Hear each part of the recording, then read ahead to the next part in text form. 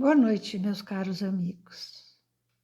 É muito bom estarmos juntos, conversando sobre o Evangelho de Jesus. Senhor, te agradecemos, doce e meigo pastor, pela oportunidade que nos dás.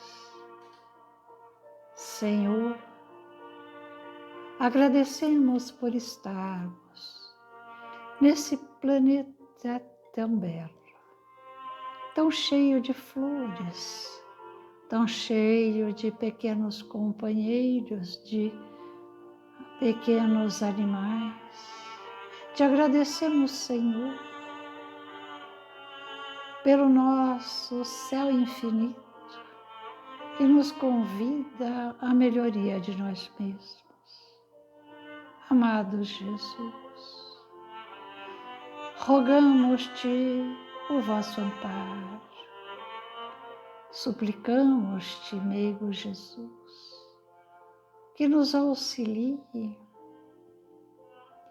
a ter a ternura no olhar de um pequeno cão a nos lamber as mãos. Te suplicamos, Senhor, que nos auxilie a ter a doçura e a paciência do animal que nos fornece o leite e que nos olha com tanta compaixão. Senhor, que saibamos estarmos atentos para vermos o beija-flor que toca com delicadeza a flor que lhe fornece o mel. Te agradecemos e te rogamos que sejamos pacientes, sábios, como os nossos pequenos irmãos, que nos mostram que a jornada se faz lenta, mas que com sabedoria conseguiremos caminhar. Que sejamos como o doce lobo do Pai Francisco, que olhava a todos com amor depois que conheceu o sublime amor que o envolvia em tanta doçura. Que tenhamos, ó Jesus, a vontade, a esperança para caminharmos pelo Teu Evangelho, vencendo o nosso ontem infeliz. Sê conosco, amado amigo, auxilia-nos a caminhar. Que assim seja. Nós estamos trabalhando o capítulo 14 do Evangelho segundo o Espiritismo, o último tópico do capítulo 14, que é o item 9, a ingratidão dos filhos e os laços de família. Esta é uma mensagem do ano de 1862, foi ditada pelo espírito de Santo Agostinho, na cidade de Paris. É uma mensagem bastante significativa e fica aqui o convite para todos lerem essa mensagem por inteiro, porque ela tem diretrizes, ela tem consolo, ela nos dá um norte para que tenhamos forças para lidar com essa situação da ingratidão, que é uma situação tão difícil. Um dos trechos que nós separamos, Santo Agostinho coloca o seguinte: de todas as provas, as mais penosas são as que afetam o coração. Alguém suporta com coragem a miséria e as privações materiais, mas sucumbe ao peso dos desgostos domésticos, esmagados pela ingratidão dos seus. É uma pungente angústia essa, mas que pode melhor nessas circunstâncias revelar a coragem moral que o conhecimento das causas do mal e a certeza de que, se há extrema aflição, não há desesperos eternos.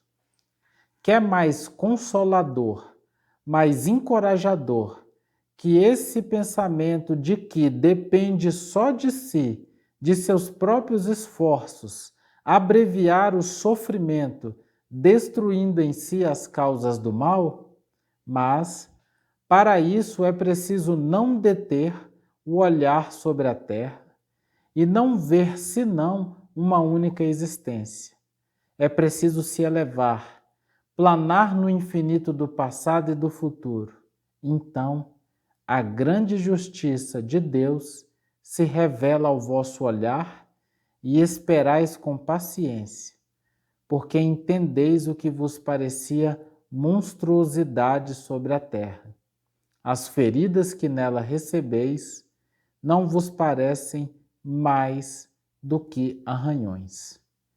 Neste golpe de vista lançado sobre o conjunto, os laços de família aparecem sob sua verdadeira luz. Não são mais laços frágeis da matéria reunindo os membros, mas os laços duráveis do espírito que se perpetuam e se consolidam em se depurando, em lugar de se romperem pela reencarnação. Existem verdadeiros diamantes que já prontos, que não precisamos lapidar. Assim são as páginas que Joana de Ângeles nos traz através da psicografia de Divaldo Franco. É tão bela, é tão importante, é tão necessária que não ousei usar apenas como um instrumento para preparar o que falaria, mas peço licença para lê-la, para que possamos refletir sobre o que a nossa irmã maior nos traz com tanto amor. O processo antropológico da evolução é muito lento, e as modificações, adaptações e conquistas psicossociológicas ocorrem ao longo do tempo. Ao ser atingido o estágio elevado da inteligência, do discernimento, da compreensão, da ética e do sentido moral da existência, ocorrem conquistas em saltos quânticos que facultam atingir a plenitude.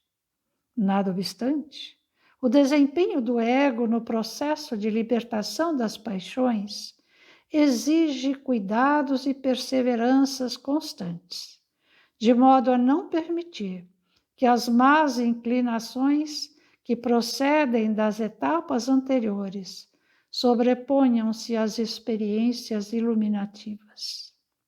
Equivale a dizer que em cada reencarnação torna-se necessário libertar-se dos atavismos infelizes e dos comportamentos doentios que se impõem como forma de prazer. Não são poucos os impositivos do passado que remanescem como formas de conduta dominadora. Entre os mais danosos que insistem em permanecer, o egoísmo torna-se o comandante em chefe das imperfeições morais pelo tormento de acreditar-se merecedor de todas as deferências e considerações. Herança perversa do período egocêntrico, quando se acreditava ser a razão pela qual o sol brilhava, ele está presente na maioria das decisões e das tentativas de crescimento intelecto-moral. Indispensável, portanto, que haja uma conscientização lúcida e firme de trabalhar-se mental e emocionalmente para derrocá-lo, ampliando os horizontes felizes da fraternidade, mediante o reconhecimento de quanto é necessária a convivência em grupo e quão feliz é todo aquele que sabe conviver e repartir alegria com seu próximo. Muitas vezes, o egoísmo é resultado de transtornos mentais ou emocionais, isolando o indivíduo que, dessa forma, sente-se superior aos demais, evitando misturar-se com a massa, assim se destacando do grupo social pelo temperamento enfermiço. Nesse estágio, é comum a pessoa supor-se credora do esforço dos outros, do seu trabalho, das suas gentilezas e dependência, girando à sua volta, porém, distante fisicamente, para não gerar incômodos ou aborrecimentos no sempre insatisfeito egotista. Conhecendo-se e não tendo interesse em modificar-se, por sentir-se bem na situação inusitada, faz-se simpático para conquistar os demais. Sabe atingir os pontos vulneráveis das pessoas generosas e torna-se parasita a roubar-lhes a confiança, a afeição, que jamais correspondem ou sequer consideram como valiosas. Sempre se acreditam mais merecedores e soberbos. Com facilidade, desprezam quem os ajuda e os estima, permanecendo vazios de valores emocionais, para entender quanto prejudicam os demais com a sua maneira atrevida de conviver.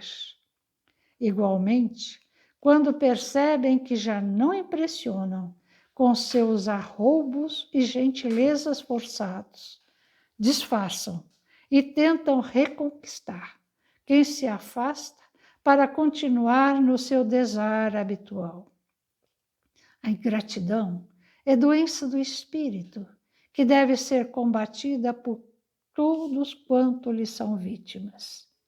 Pedro, que conviveu com o Mestre em intimidade, que recebeu indiscutíveis tesouros de amor e de socorro, negou-o 3 vezes, apesar de advertido sobre o egoísmo que ainda permanecia no seu caráter. Caindo em si, soube conquistar a humildade e ofereceu-se com entranhada dedicação à pregação e à vivência dos formosos ensinamentos do Senhor, doando a existência em um sublime holocausto de amor. Judas, que igualmente lhe recebeu as mais variadas demonstrações de ternura e de afetividade, não resistiu à tentação de vendê-lo, a fim de lucrar as moedas da traição, caindo logo mais em si e optando pelo suicídio infame. Esses exemplos altamente significativos de ingratidão podem ser catalogados como de traição ao amor, ao devotamento e à confiança que o Rabi lhes ofereceu, aos sentimentos, e eles não souberam ou não conseguiram compreender. O ingrato é também, em consequência, um traidor da confiança e do respeito que lhe tem sido oferecido. No momento áspero, ante dificuldades, foi beneficiado pela bondade do amigo e, a partir daí, todas as bênçãos que lhe advieram tornaram-se consequência feliz do ato inicial que os libertou do problema da aflição. Nunca se pode retribuir devidamente um ato de bondade salvador, uma entrega de ternura, um gesto de compreensão. Todavia, adquire-se uma dívida perante a consciência cósmica, que aguardará momento para que o gesto seja levado adiante em benefício de outrem que se encontra em situação equivalente. Um grande mal que o ingrato produz naquele que lhe é benfeitor consiste no efeito emocional que o seu comportamento produz, diminuindo a intensidade do espírito fraternal, ou tornando indiferente aquele que acreditava na generosidade, no socorro imediato. Por fim, o ingrato é pessoa realmente infeliz, porque nem sequer possui sensibilidade para amar realmente alguém. Toda e qualquer expressão de afetividade está sob o impositivo da retribuição de algo. Felizes são aqueles que não desanimam, mesmo quando traídos, enganados e esquecidos, após o bem que fazem. A semente abandonada no subsolo um dia germina, quando as condições lhe forem favoráveis. Assim é a bondade que se oferece ao próximo. Não te deixes afetar pela crueldade dos ingratos e prossegue gentil, porque é sempre melhor para aquele que oferece e é bondoso. A existência terrena, por mais longa se apresente, é sempre de breve durabilidade. Muitas vezes, quando ocorrem inimizades e alguém deseja vingança, ao consegui-la, experimenta um prazer momentâneo, enquanto perdoando fruirá de alegria para sempre. Não te perturbes com aqueles que te exploraram, que te enganaram, que mentiram para conseguir o que desejavam. Eles aprenderão com as experiências a que serão submetidas, e tu prosseguirás amando, porque o bem que se faz é moeda de amor que se converte em soberana luz de bem-estar. O mundo está cheio de ingratos, mas o amor lentamente vence as resistências do egoísmo, esparce ternura, afeto e gratidão em toda parte. Amados amigos, mediante esse diamante de luz que está no capítulo 13 do livro Vidas Vazias, conseguimos compreender a ingratidão de um filho, porque, na verdade, segundo Gibran Khalil Gibran, seus filhos não são seus filhos, são filhos da vida. São espíritos que retornam para o aprendizado do que seja amar, do que seja caminhar pelos caminhos de Jesus. Não são as conquistas terrenas que vão modificar a caminhada desse espírito, mas simplesmente cabe aos genitores ensinar o caminho do amor contido no Evangelho de Jesus. Afinal, se os filhos não são filhos nossos, mas são filhos da vida, então caberá à vida acabar de burilar o diamante que se fez ingrato por ainda não conseguir amar, por não conseguir compreender a pérola de amor doada pelos genitores. Então, amigos, vejamos em todos os campos da nossa jornada a esses espíritos que ainda permanecem envoltos na ingratidão, permanecem presos a um passado onde se achavam superiores. E agora, voltando à Terra, pedem, suplicam a oportunidade de aprenderem o que seja amar. A ingratidão é seguramente uma das dores mais pungentes do espírito. Ela dilacera as nossas fibras morais. A ingratidão é como uma faca que é enfiada como um punhal em nossas costas. É muito doloroso quando nós colocamos a ingratidão dos filhos. Esse é o cenário que estamos construindo nessa proposta do Evangelho, principalmente em relação àqueles pais que buscaram dar o melhor de si, que buscaram fazer tudo o que estava ao alcance.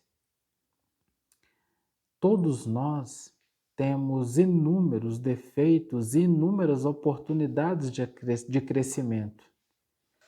E cada um de nós faz o melhor que pode fazer em cada momento da existência. O ingrato, ele acaba por vestir uma toga de juiz e avalia tudo que lhe é feito, pondera e coloca todo aquele sacrifício do outro na sua bandeja de julgamento e define que o máximo do outro não é suficiente para ele. Com esses níveis de exigência tão elevados, tão exagerados, o ingrato vai passo a passo construindo uma vida muito infeliz, porque nada lhe apraz, nada lhe traz paz no coração. E a vida vai se tornando uma manifestação cinzenta, livre dos gozos, dos sorrisos e das alegrias. É uma situação muito difícil. E quanto mais ele descarta aquilo que é feito a ele, mais ele vai se aprofundando nesse buraco lamacento das aflições e dos tormentos. É assim que nós precisamos olhar aquele que trabalha na vibração da ingratidão. Quanto mais se é ingrato, mais sofrimento se planta para si mesmo. Nós precisamos ter este olhar, todos nós, em especial os filhos para com os pais, independente daquilo que o pai tenha feito. Porque só o fato de um pai nos trazer para essa encarnação, nos aceitar dar a vida de carne, o corpo de carne, porque o espírito vem de Deus, isso já é algo que nós precisaríamos agradecer todos os dias, porque reencarnar não é tarefa fácil, mas esse espírito que nós chamamos de pai ou mãe aceitaram nos dar a vida. E pensemos juntos, se por algum motivo nós não nos damos bem, o mérito desses pais e mães são ainda maiores, porque eles aceitaram receber nessa encarnação alguém que promove conflitos de sentimentos e desavenças na relação. Esse olhar, ele é muito importante para que todos nós, enquanto filhos, porque somos todos filhos, não caiamos nesse regime de exigência excessiva que nos leva à ingratidão. Nós precisamos transcender o nosso olhar e buscar enxergar que o tudo que alguém dá já é o máximo que pode ser feito. E quando alguém dá o máximo de si, ele já fez tudo o que poderia ter sido feito. Esta concepção, ela é fundamental para que nós não comecemos a estruturar a ingratidão em nossos corações, porque a ingratidão, ela começa nesses pequenos rompantes de exigência que temos diariamente. Nas pequenas tarefas do dia a dia em casa, quando alguém, muitas vezes com a sua melhor boa vontade, faz o que podia fazer, faz até o nível daquilo que lhe é possível, e nós, com uma ingratidão enorme, descarregamos sobre esses espíritos as nossas exigências tresloucadas. A ingratidão é esse ato de nós não buscarmos compreender qual o limite do outro. Qual é a capacidade do outro em relação a isso? Todos nós ainda adotamos atitudes desajeitadas, desequilibradas, desajustadas. Todos nós. Nenhum de nós aqui no planeta Terra, encarnados, somos espíritos puros. Ninguém. Então, todos nós ainda nos equivocamos constantemente.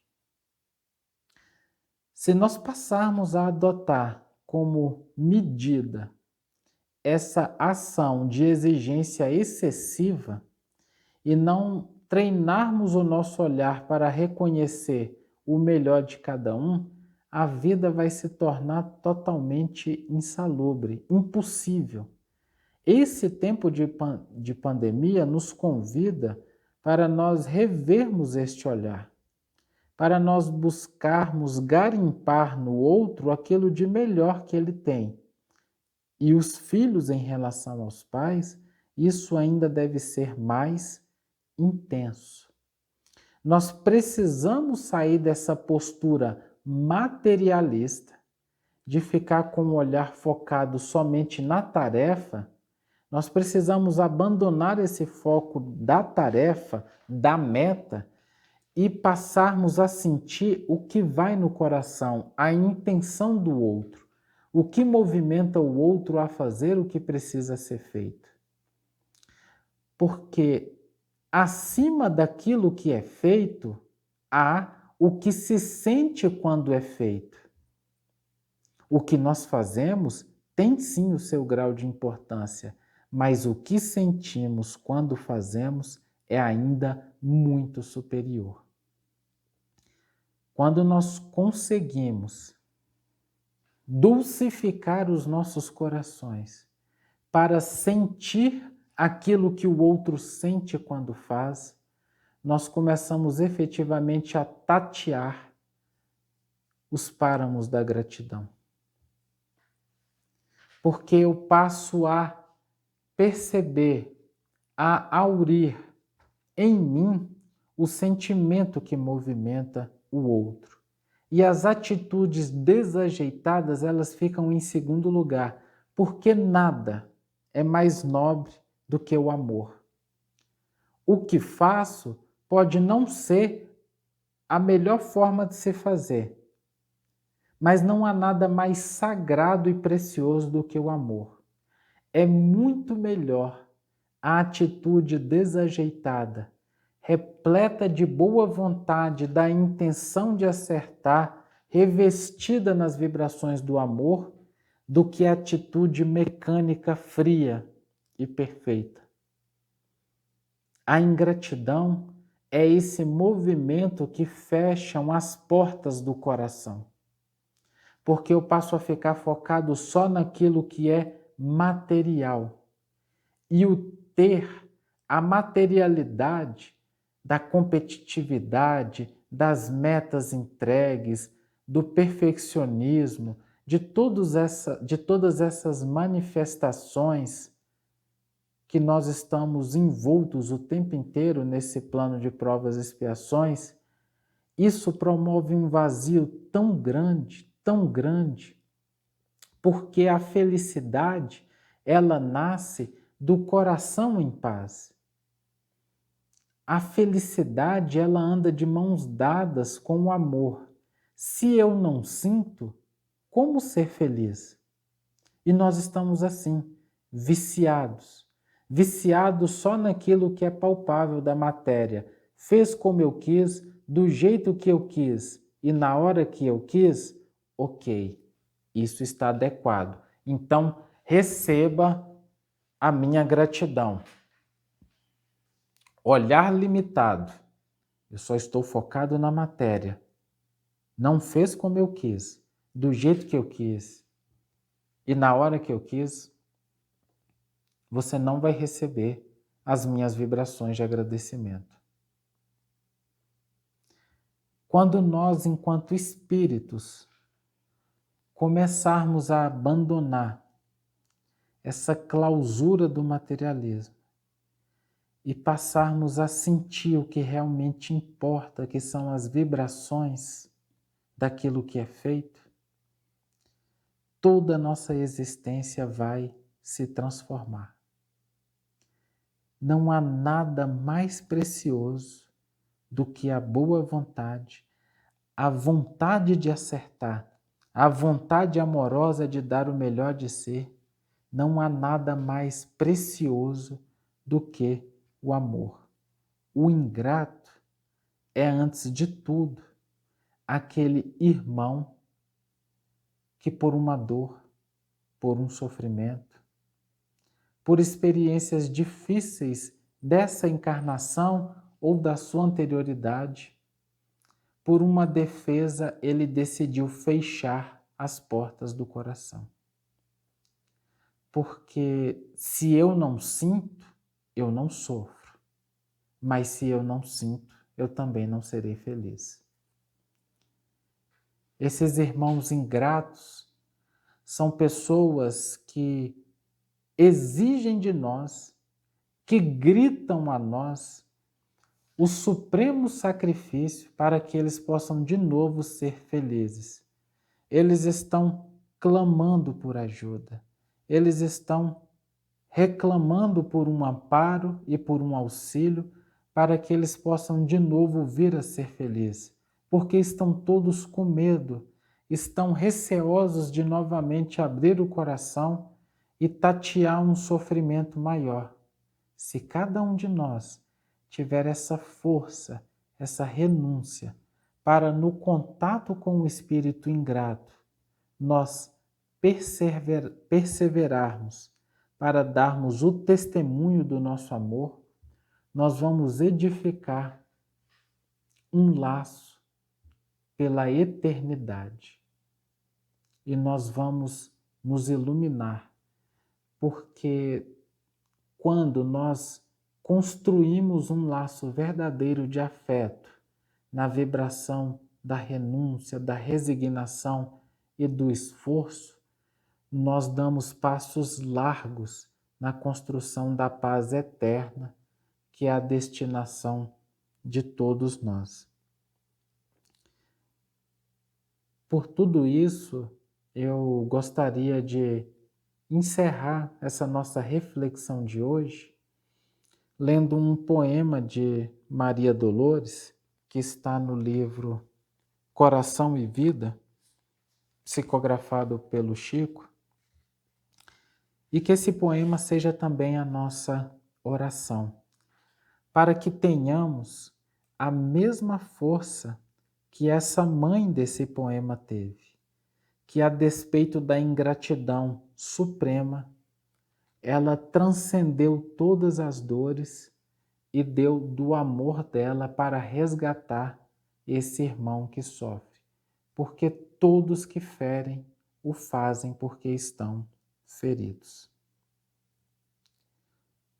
Logo depois, enquanto a casa dorme, ante a mãe morta, agora enrijecida, ele prepara a cena pela qual ela será interpretada, na condição de pobre dementada e doente suicida. Por detalhe final, coloca junto dela uma taça de estranho corrosivo, um veneno letal. Tisnado o guaraná inofensivo, em seguida abre a porta. Estava tudo planejado. Conclama servidores, grita clamando a dor que o desconforta, diz que a mãe se fizera lamentável suicida, tudo planejado. Por sofrer grande tédio em toda a vida, roga estejam presentes autoridades competentes, e após o barulhento funeral, ei-lo rico, afinal. Na sede de fazer no mundo o que quiser, sem recordar sequer que acima das criaturas e das coisas outra vida palpita além das lousas. Mas, no além, ó segredo soberano, aquela mãe liberta sente falta do filho desumano, reconhece que o ama e nota que o perdoa, imensamente terna e imensamente boa. Mostrando o coração por brilhante luzeiro, ante as mansões da paz encontra um mensageiro, que lhe oferece os céus por recompensa.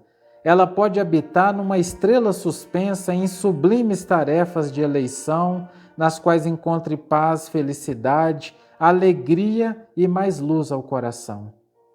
Ela, porém, humilde, disse não esperar poder subir sozinha aos sóis do eterno lar. E porque o mensageiro lhe indagasse sobre o que mais desejaria, ao explicar-lhe que o mérito alcançado não lhe impunha incerteza ou qualquer empecilho, a pobre replicou timidamente: creio eu que o Senhor coloca o nosso céu onde está o nosso amor. Anjo bom, se Jesus terno e clemente pode ainda me ouvir, por imensa piedade, quero dizer que não desejo outra felicidade, outro céu e outro brilho, nem qualquer redenção, além da permissão de voltar para a terra e proteger o meu filho. Que assim seja. Que assim seja.